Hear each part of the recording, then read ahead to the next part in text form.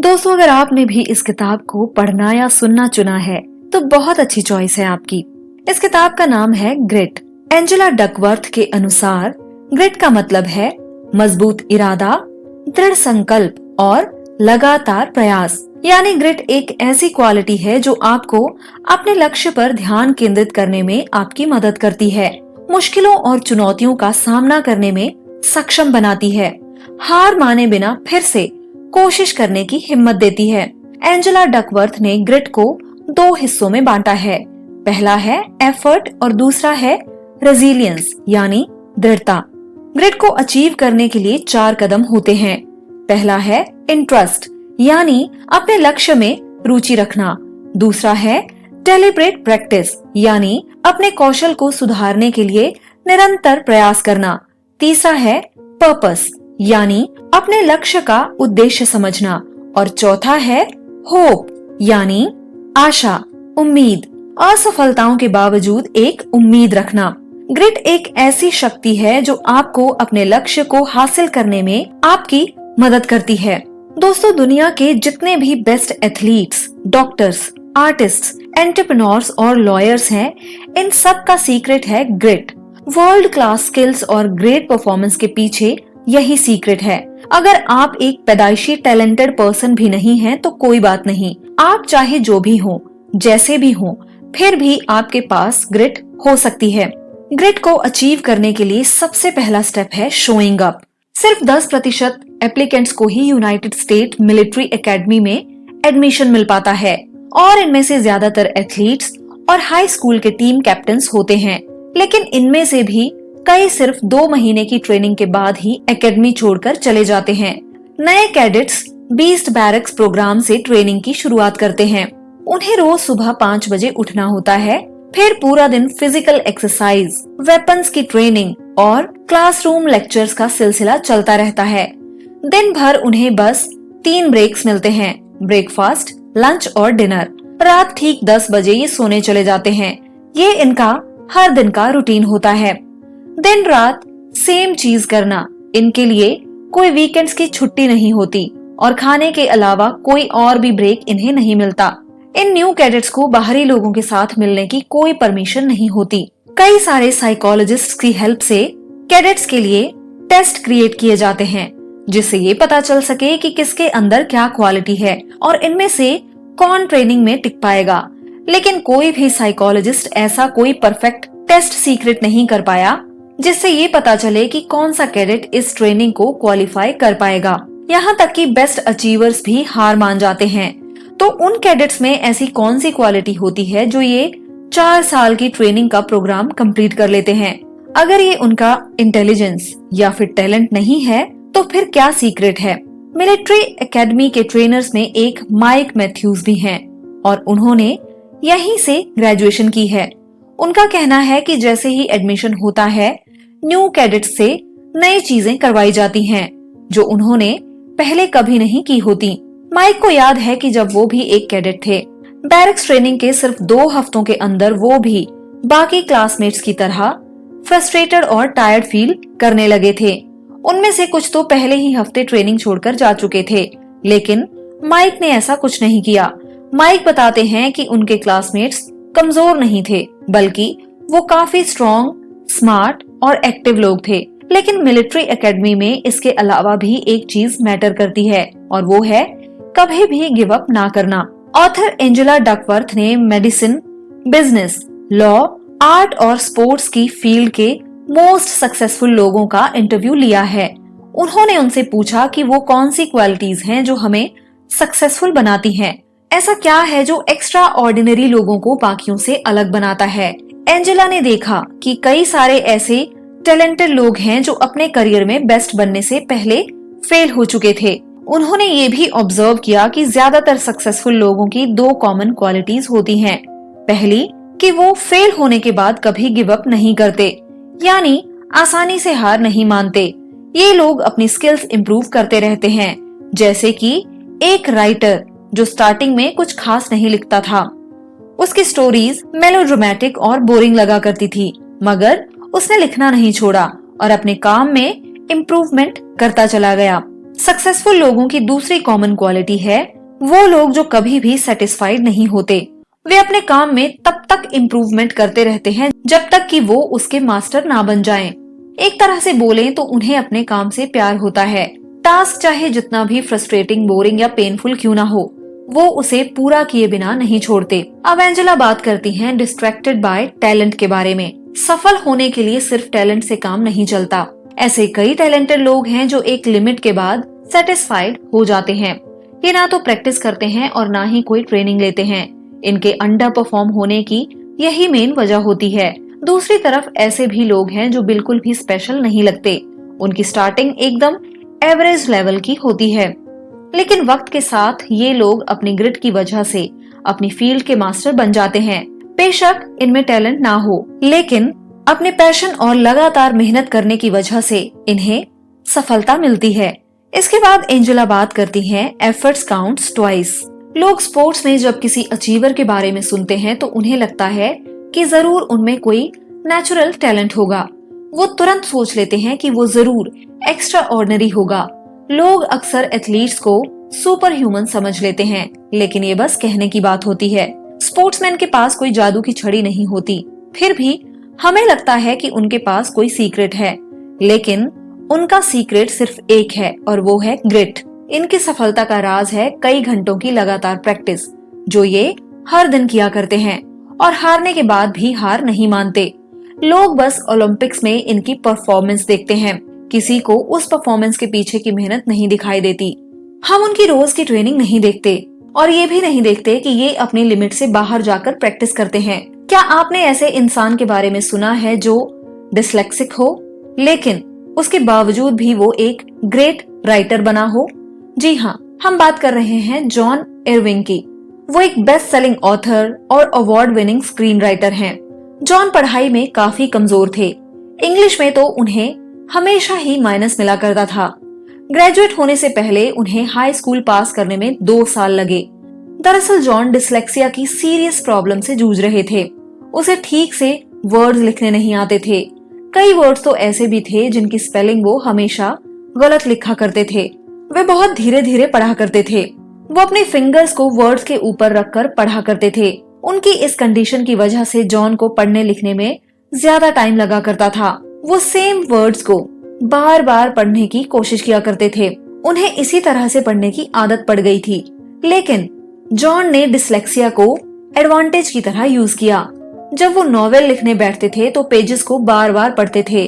उनमें पेशेंस और लगातार प्रैक्टिस करने की आदत डेवलप हो गई थी। जॉन कहते हैं कि री राइटिंग एक राइटर का एसेट है। वो फर्स्ट ड्राफ्ट लिखने के बाद उन्हें दोबारा लिखा करते थे। यही उनकी हैबिट बन गई थी। जॉन ने 20 से भी ज्यादा नॉवेल्स लिखे हैं, जिनमें से 5 नॉवेल्स पर मूवी बन चुकी है। फेमस एक्टर विल स्मिथ का नेचुरल टैलेंट पर कुछ ऐसा मानना है। वो कहते हैं कि मैंने कभी भी खुद को टैलेंटेड नहीं समझा, बल्कि मैं काफी स्ट्रिक्ट वर्क एथिक में बिलीव करता हूँ। विल स्मिथ ये भी कहते हैं कि बाकी के एक्टर्स मुझसे ज्यादा स्मार्ट और ज्यादा बेटर हो सकते हैं, लेकिन वो मुझसे आगे नहीं निकल सकते क्योंकि मैं कभी भी हार नहीं मानता। अब एंजेला सवाल करती हैं हाउ ग्रिटी यू आर, यानी आपके अंदर कितना ग्रिट भरा हुआ है। एक दिन एंजेला डकवर्थ ने एक स्कूल में एक लेक्चर दिया। लेक्चर के बाद एक यंग एंटरप्रेन्योर उनके पास आया। वो ग्रिट के बारे में और जानना चाहता था। उस आदमी ने बताया कि उसने एक स्टार्टअप कंपनी खोली है और इस बिजनेस से उसने कई $1000 कमाए हैं। वो अपने गोल्स अचीव करने के लिए दिन रात मेहनत करता है। कई बार तो वो सोता भी नहीं है। उसकी बात सुनकर एंजेला काफी इम्प्रेस हुई। उसने उस आदमी से कहा, ग्रिट का मतलब इंटेंसिटी से कहीं ज्यादा स्टेमिना के बारे में है, और अगर तुम 2 साल भी इसी प्रोजेक्ट पर रहोगे तो मुझे ईमेल कर देना। उस आदमी ने कहा, मैं शायद अगले 2 साल कोई और स्टार्टअप नहीं करूंगा। एंजेला ने उसे बोला कि अगर तुम अपने एटीट्यूड में ग्रिट लाना चाहते हो तो जो चीज तुम कर रहे हो उसे कंटिन्यू करते रहो। चाहे तुम कंपनी चेंज कर लो, लेकिन अपने पैशन और डायरेक्शन को सेम रखो, यानी एक ही इंडस्ट्री या करियर पाथ में बने रहो। एक चीज छोड़कर दूसरी चीज में हाथ डालना ग्रिट नहीं है, क्योंकि बेस्ट बनने का कोई भी शॉर्टकट नहीं है। जिस चीज में आपको एक्सपर्ट या एक्स्ट्रा ऑर्डिनरी बनना है और सक्सेस अचीव करनी है, उसी चीज की आपको एक लंबे टाइम तक प्रैक्टिस करनी होगी। जिसके पास ग्रिट होती है वो हमेशा अपने काम से इतना प्यार करता है कि चाहे जो भी हो जाए वो कभी भी गिव अप नहीं करता। ग्रिट का मतलब ये नहीं है कि आप किसी एक करियर से प्यार करो, बल्कि आपको जो काम पसंद है उस काम से प्यार करते रहो। लेकिन आपकी लाइफ का पैशन क्या है ये आपको कैसे पता चलेगा? Warren Buffett the business magnet इसका एक सिंपल तरीका बताते हैं, जिसमें कि 3 स्टेप्स हैं। सबसे पहले एक पेपर में अपने करियर गोल्स लिखो। 25 के करीब गोल्स बुलेट पॉइंट्स में लिखो। सेकंड स्टेप, जो लिखा है उस पर फोकस करो। ऐसे 5 गोल्स चूज करो जो आपके लिए मोस्ट इम्पोर्टेंट हैं। इन 5 गोल्स को सर्कल कर लो। थर्ड स्टेप है कि जो 20 गोल्स आपने सिलेक्ट नहीं किए हैं उन्हें बिल्कुल ही इग्नोर कर दो, क्योंकि ये आपकी एनर्जी और टाइम को वेस्ट करेंगे। ये आपको आपके इम्पोर्टेंट गोल से भटका सकते हैं। एंजेला ने खुद ये ट्राई किया है और उन्हें रियलाइज हुआ कि उनके 5 मेन गोल्स में से 4 का अब कोई भी मतलब नहीं है, इसीलिए उन्हें इग्नोर करना चाहिए। एंजेला का अल्टीमेट पैशन था कि वो बच्चों को उनकी ग्रोथ और डेवलपमेंट में मदद कर सकें। आपके करियर पाथ में आपका सिर्फ एक पैशन होना चाहिए, ना कि 25 या 5, क्योंकि हमें अपनी लिमिटेड एनर्जी और टाइम बेकार की चीजों में वेस्ट नहीं करनी है। जो चीज आपका फोकस है उसे अपना 100% दो। अपनी स्किल्स को इम्प्रूव करते रहो, फिर चाहे जो भी चैलेंज आए उसे फेस करो। अब एंजेला बात करती हैं इंटरेस्ट के बारे में। फॉलो योर पैशन, ये एडवाइस बहुत से सक्सेसफुल लोगों ने दी है। यही सेम चीज हमेशा ग्रेजुएशन स्पीच में भी बोली जाती है। वही करो जो आपको पसंद हो या अपने पैशन को अपना प्रोफेशन बनाओ। इसी बात को साइंटिस्ट्स भी मानते हैं। स्टडीज से पता चला है कि जब लोग अपनी पसंद का काम करते हैं तो उन्हें काम करने में ज्यादा मजा आता है। करीब 100 से ज्यादा डिफरेंट रिसर्चेज में ये बात प्रूव हो चुकी है। जैसे कि अगर कोई बहुत स्पेशल टाइप पर्सन है तो उसे ऐसी जॉब बिल्कुल भी पसंद नहीं आएगी जहां उसे सारा दिन कंप्यूटर के सामने बैठना पड़े। ऐसे लोगों को सेल्स या टीचर का काम सूट करेगा। लेकिन पेरेंट्स को लगता है कि अगर बच्चे अपना पैशन फॉलो करेंगे तो उनका कोई भी करियर नहीं बनेगा और वो सड़क पर भीख मांगेंगे। लेकिन ऐसा नहीं है। कई लोगों ने अपना पैशन पूरा किया और successful singer, dancer, painter, writer और आर्टिस्ट बन के नाम कमाया है। उन्हें जो पसंद था उन्होंने वही फॉलो किया। उन्होंने अपनी स्किल्स को इम्प्रूव किया और अपने लिए एक स्टेबल सोर्स ऑफ इनकम को क्रिएट किया। अब एंजेला बात करती हैं प्रैक्टिस की। आपको 10 साल के लिए कम से कम 10,000 घंटे की प्रैक्टिस करनी होगी, तब जाकर आप किसी फील्ड के मास्टर बन सकते हैं। ये बात कई लोगों के साथ एकदम सच प्रूव हुई है, जैसे कि बैलरीनास, वायलिन बजाने वाले आर्टिस्ट, बास्केटबॉल प्लेयर्स या फिर किसी भी दूसरी फील्ड के लोग। लेकिन अगर आप लंबे टाइम तक एक चीज करते रहेंगे तो सक्सेसफुल नहीं हो पाएंगे। आपके स्किल्स में इम्प्रूवमेंट आना जरूरी है। जब एक खास गोल हासिल हो जाए तो दूसरा गोल सेट कर लीजिए और फिर एक नया गोल। सफल लोगों को अपने वीक पॉइंट्स पता होते हैं और वो उन्हें दूर करने की कोशिश करते हैं, लेकिन वो हार नहीं मानते और ना कभी सेटिस्फाइड होते हैं। ये लोग अपनी परफॉर्मेंस में कोई ना कोई इम्प्रूवमेंट करते ही रहते हैं। अब एंजेला बात करती हैं पर्पस के बारे में। दुनिया में जितने भी सक्सेसफुल लोग हैं उनके पास एक पर्पस होता है जो उनकी खुद की लाइफ से बड़ा होता है। पर्पस वो डिजायर है जो दूसरे की वेल बीइंग को इम्प्रूव करे। कोई भी सक्सेस जर्नी एक इंटरेस्ट के साथ स्टार्ट होती है, यानी एक ऐसा काम ढूंढना जो आप एंजॉय करें। अगली स्टेज है प्रैक्टिस और सेल्फ डिसिप्लिन। अपना करियर कभी भी मत छोड़ें, चाहे कितनी भी मुश्किलें क्यों ना आए। और फाइनल स्टेज है पर्पस। आप जो भी करते हो उसका एक ग्रेट पर्पस आपको पता होना चाहिए। आपको ये भी देखना है कि आपके पर्पस से दूसरों का कितना भला हो रहा है। किताब में एक स्टोरी भी यहाँ पर बताई गई है। एक दिन 3 ब्रिकलेयर्स यानी ईंट बिछाने वाले धूप में काम कर रहे थे। तभी एक अजनबी वहाँ पर आया और उसने उनसे पूछा, तुम लोग क्या कर रहे हो?